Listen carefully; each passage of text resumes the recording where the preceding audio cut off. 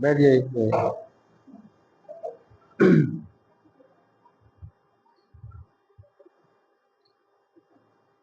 देखिए आप लोग नोट कीजिए। हाँ देखो, क्वाड्रिलेटरल है ना। क्वाड्रिलेटरल चैप्टर जो है 8th क्लास में जनरल है, बेसिक लेवल का डेफिनेशन दिया है, और 9th का क्लास में ज्योमेट्रिकल प्रूफ है, ठीक है ना। और 12th क्लास में इसके आधार पर बहुत सारा रिजल्ट ऑब्टेन होगा, न्यूमेरिकल सब सॉल्व होगा ज्योमेट्री के हेल्प से। तो क्वाड्रिलेटरल जो है सबसे पहला आप देखिए, क्वाड्रि है ना, लेटरल डेफिनीशन। फर्स्ट जो पॉइंट है डेफिनीशन। डेफिनीशन इसका क्या है? डेफिनीशन इसका सिंपल सा है ना। यहाँ कहता है द एरिया, नोट करते जाइए, the area bounded by 4 line segment, है ना। 4 लाइन सेगमेंट्स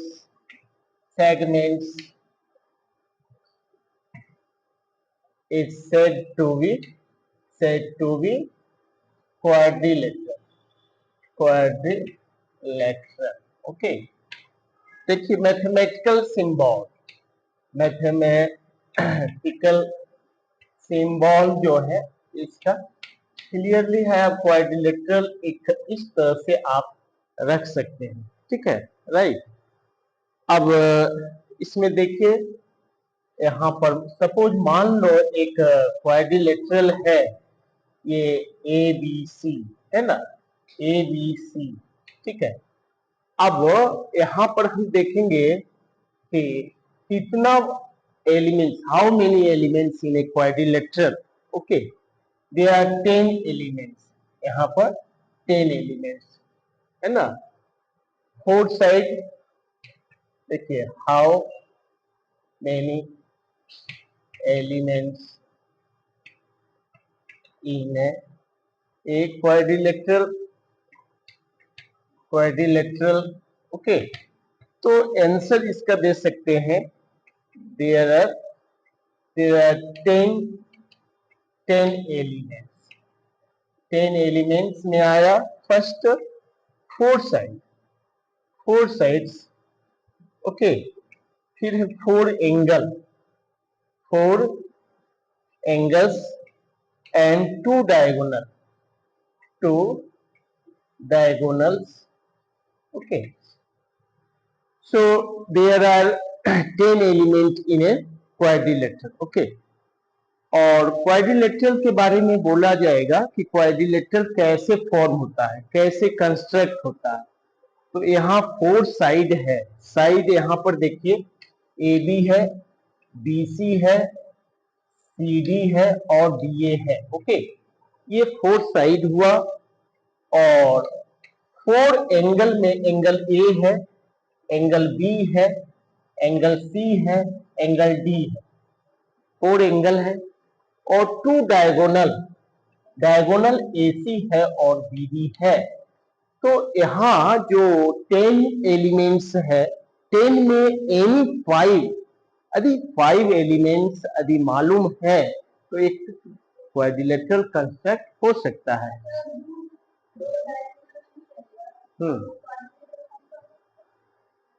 एनी 10, यहाँ पर 10 एलिमेंट्स है, ओके। 2 डायगोनल से मतलब नहीं है, 4 साइड हो गया, 4 एंगल हो गया और 2 डायगोनल, 10 हो गया। 10 में कहीं सेलेक्ट आप कर लीजिए, 5 यदि एलिमेंट्स है, जैसे 4 एंगल ही है मान लो, और एक अदर कुछ भी है, तो 5 तो कंस्ट्रक्ट हो जाएगा, ठीक है। तो यहाँ पर है, क्लियरली है कि ये कोई आवश्यक नहीं है कि सिर्फ एंगल होना चाहिए, साइड होना चाहिए, डायगोनल होना चाहिए।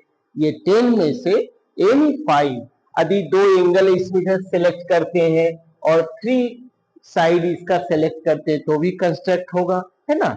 जनरली एक क्वाड्रिलेटरल कंस्ट्रक्ट होने के लिए 5 एलिमेंट्स हमको नेसेसरी होना चाहिए, राइट। अब देखो, थोड़ा सा कंफ्यूज करता है स्टूडेंट, जैसे साइड ए बी को A B is also equal to B A. देखिए बिल्कुल डिटेल पर बताते हैं, लॉन्ग हो सकता है वीडियो। देखिए A B is equal to B A हो गया। बी सी इक्वल टू हम सी बी लिख सकते हैं, और सी डी इक्वल टू यहाँ डी सी हो सकता है, और डी ए इक्वल टू यहाँ पर ए डी है। साइड देखो ये सेम ही है, ओके, साइड में यह अंतर नहीं आता है। और एंगल एंगल ए को हम तीन तरीके से लिख सकते हैं। Angle A equal to angle B A D D, और एंगल बी ए बी, ऐसा लिख सकते हैं। क्योंकि कंफ्यूज स्टूडेंट करता है, थोड़ा डिटेल से समझ लीजिए। और एक स्टूडेंट थोड़ा सा वीक होता है, एक स्टूडेंट बढ़िया होता है मैथ्स, इस दोनों के बीच में बस है बेसिक कंसेप्ट। अभी बेसिक कंसेप्ट जहां से स्टार्ट हुआ बढ़िया से अभी समझ रहे हैं, कंटिन्यू उसको आप वर्कआउट कर रहे हैं, तो आप अच्छा हो सकते हैं। तो इसीलिए हम बेसिक लेवल पर बता रहे हैं। एंगल ए को हम तीन तरीके से लिख सकते हैं। देखिए एंगल ए हो गया मिडिल वाला, जो एंगल ए कहलाता है। Angle A equal to B A D हुआ, और इसको डी ए बी लिख सकते हैं। एंगल बी को हम फिर क्या लिखेंगे, एंगल ए बी सी लिख सकते हैं, या एंगल सी बी ए लिख सकते हैं। फिर एंगल सी को हम क्या लिख सकते हैं, angle A sorry B C D लिख सकते हैं, या एंगल डी सी बी लिख सकते हैं। एंगल डी को हम क्या लिख सकते हैं, एंगल ए बी सी लिख सकते हैं, या एंगल सी डी ए लिख सकते हैं। इस एंगल को तीन तरीके से लेटर में हम इस तरीके से हम रिप्रेजेंट कर सकते हैं। और डायगोनल भी AC जो है, AC is equal to CA, similarly BD is equal to DB। Okay, इस तरीके से हम लिख सकते हैं।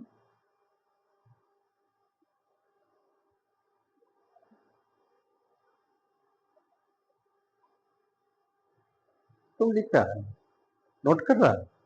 हाँ,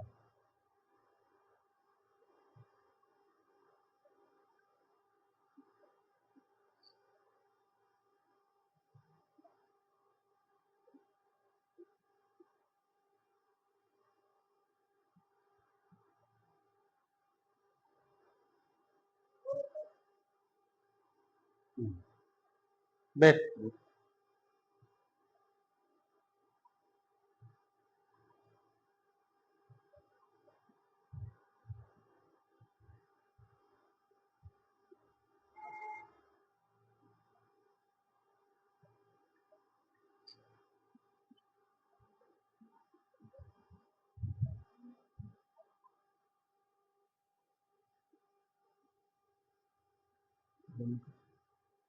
हो गया, चलिए ठीक है।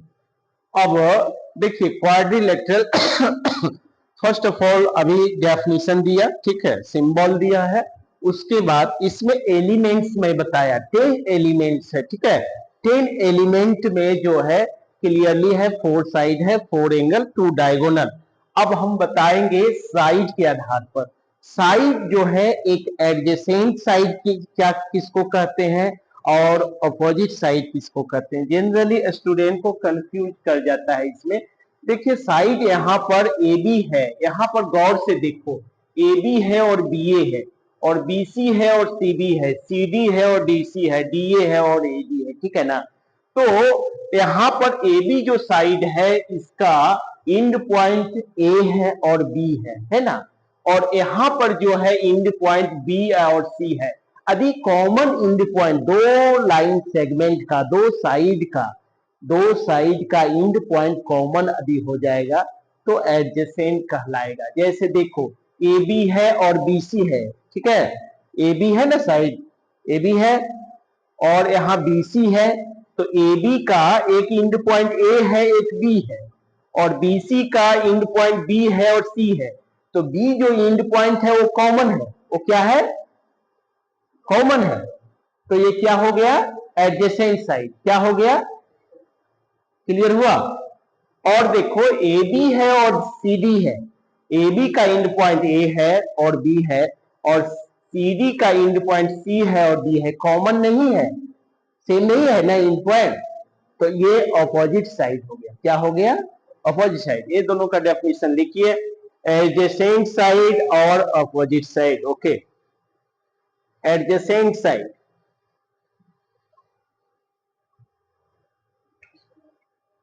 adjacent sides, two sides, two sides are said to be adjacent if and only if one of end point is common. For example,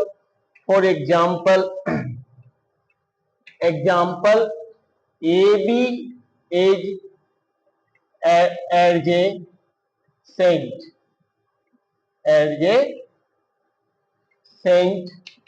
to BC. Okay, BC is adjacent to CD. Okay, CD is adjacent to DA, or DA is adjacent to AB. ये adjacent side हुआ। Clear? अब देखिए, धीरे धीरे लिखते जाइए, details इसके सारे लिखते जाइए, और छोटा छोटा बात को समझने के बाद एक हार्ड जो है सब्जेक्ट आसान हो जाएगा। यहाँ पर देखिए opposite side. Okay, opposite side, two sides are said to be opposite if and only if no any end point is common. For example, AB is opposite to CD. Okay, BC is opposite to DA, और similarly CD, इस तरह से ये opposite side हुआ।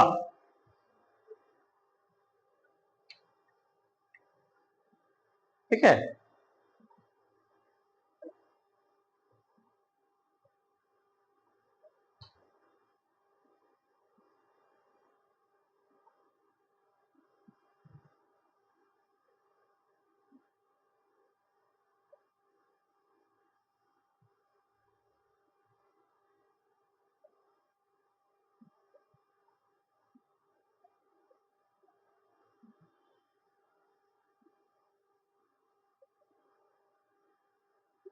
अब adjacent side हो गया, opposite side हो गया, एडजेसेंट एंगल और अपोजिट एंगल पर डिस्कस करें। तुम समझ रहा है ना?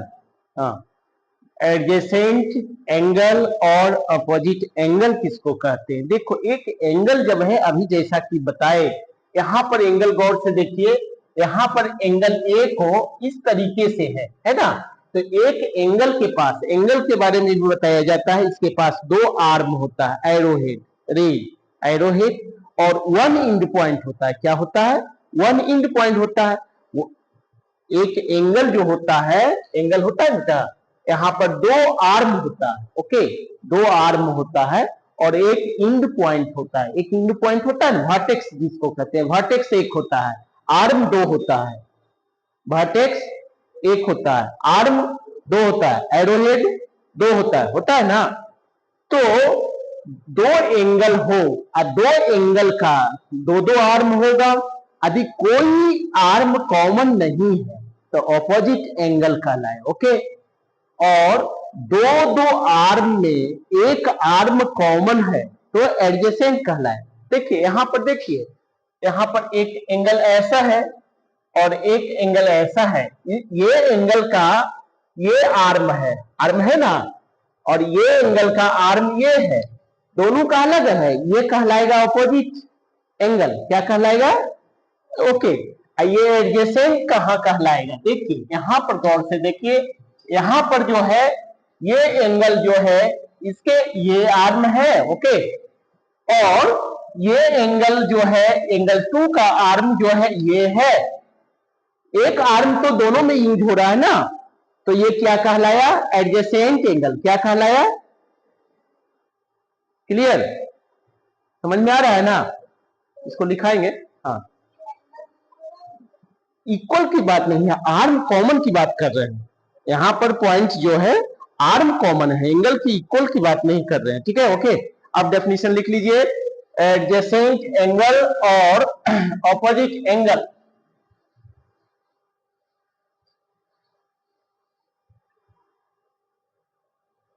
Adjacent angle, two angles two angles are said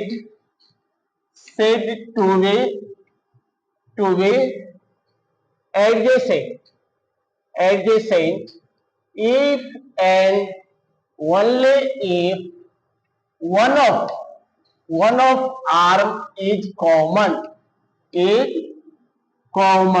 Okay, for example देखो यहां पर देख लो। ओके, यहाँ पर ए है, ओ है और बी है और सी है। Angle A O B is adjacent angle angle of adjacent angle BOC. इसके एडजेसेंट है क्योंकि वन आर्म जो है कॉमन है। वन आर्म क्या है? हाँ, और क्वाड्रिलेटरल में यहां पर जो क्वाड्रिलेटरल था वो ऐसा था, ए बी सी डी, और यहां पर देखिए ये एडजेसेंट एंगल देखो D A B is adjacent of D A B. ये वाला एडजेसेंट किसका है? एबीसी का, एंगल एबीसी। क्लियर हो रहा है ना? हाँ, फिर आ गया ये angle ABC is adjacent of ABC is adjacent angle BCD. Clear? देखो आर्म कॉमन कौन है? यहां पर बीसी, देखो ऐसे भी टिक कर सकता है, यहां पर ए बी। ठीक है, ऑब्जेक्टिव में आ सकता है एडजेसेंट है कि नहीं है।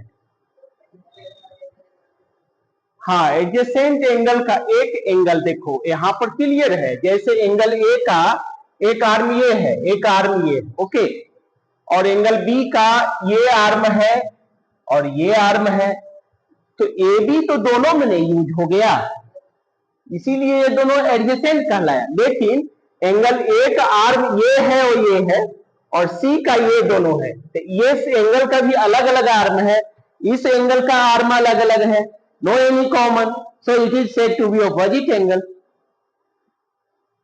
ओके, हाँ, एडजेसेंट में फिर लिखिए A B C B C D, फिर angle B C D is adjacent of BCD is angle CDE. Okay.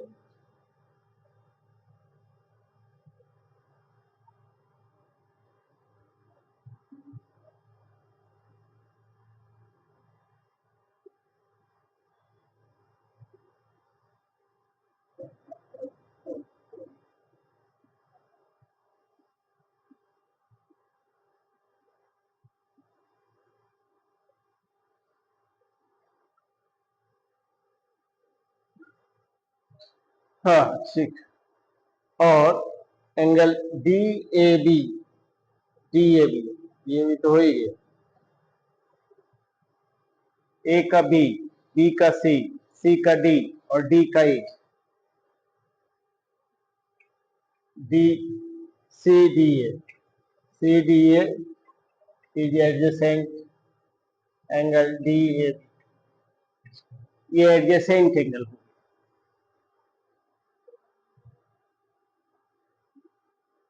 Clear. अब ऑपोजिट एंगल में देखिए, देखो यहां पर लिखेंगे similarly angle D A B as opposite. हाँ, यहाँ पर डेफिनेशन पहले लिख देते हैं, पहले लिख लीजिए, इसको मिटाएंगे तो ऑपोजिट एंगल।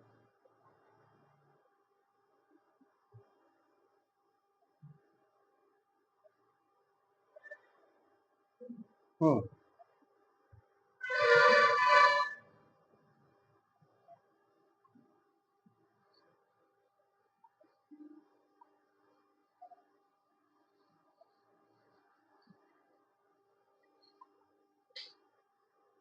देखिए opposite opposite angle, okay angle. तो क्वाड्रिलेटरल यहाँ पर इस तरीके से है, ए बी सी डी है। यहाँ देखो ये एंगल और ये एंगल का आर्म ये दोनों है और इसका आर्म ये यहाँ पर है, ठीक है। तो नो एनी कॉमन कहता है two two angles are set to be opposite if and only if no any arm is common is said to be opposite angle, ठीक है। तो अपोजिट एंगल में आप दीजिए angle D A B as opposite angle to DAB angle BCD. Similarly, angle AB हाँ ABC as opposite angle to angle CDA, ठीक है। इसमें आर्म देखो कॉमन नहीं है, बिल्कुल नहीं है, और इससे हम अपोजिट एंगल कर सकते हैं, ठीक है।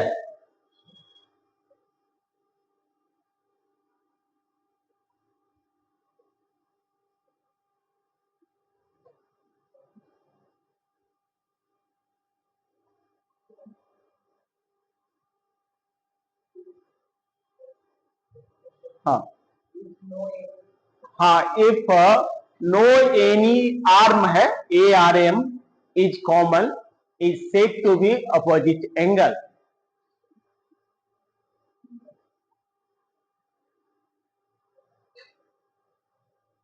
ओके, अच्छा अब देखिए हम ये साबित करेंगे कि एक क्वाड्रिलेटरल जो होता है उसका चारों एंगल का जो सम होता है, sum of all angles of a quadrilateral is 360, okay, 4 right angle, okay. ये कैसे होता है, इसको हम दो तरीके से साबित करेंगे।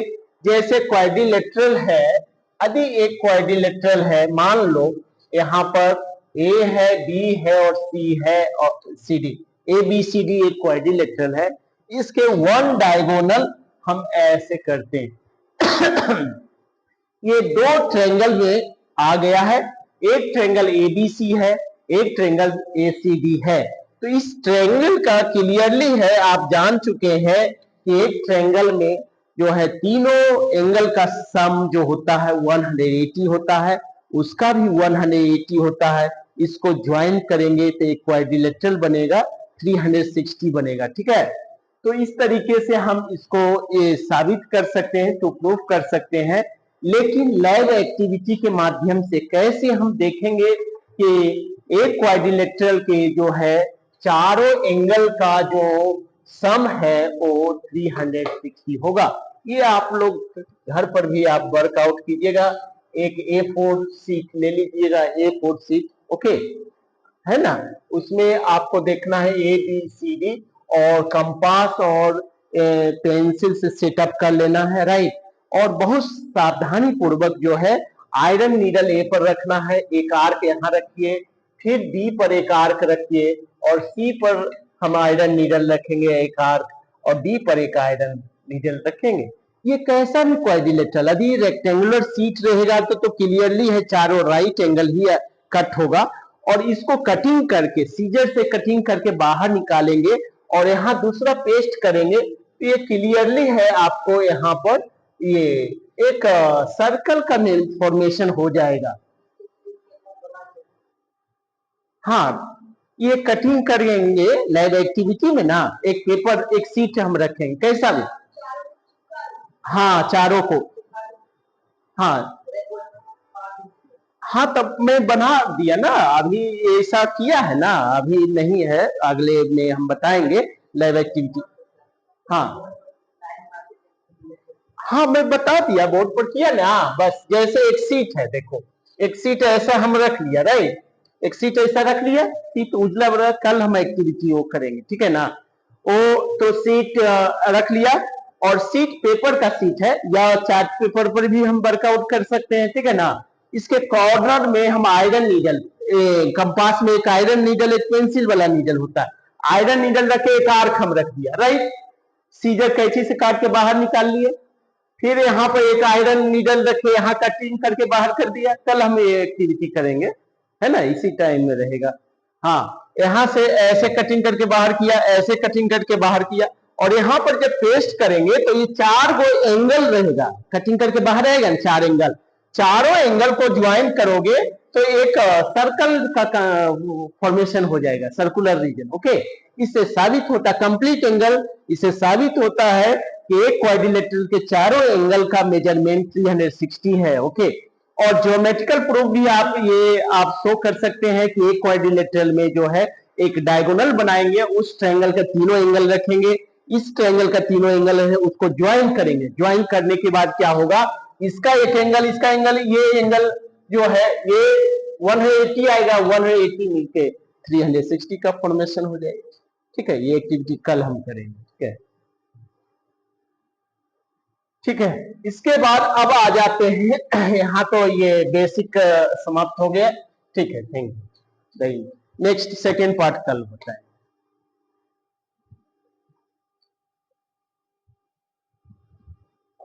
कल एक्टिविटी करके ना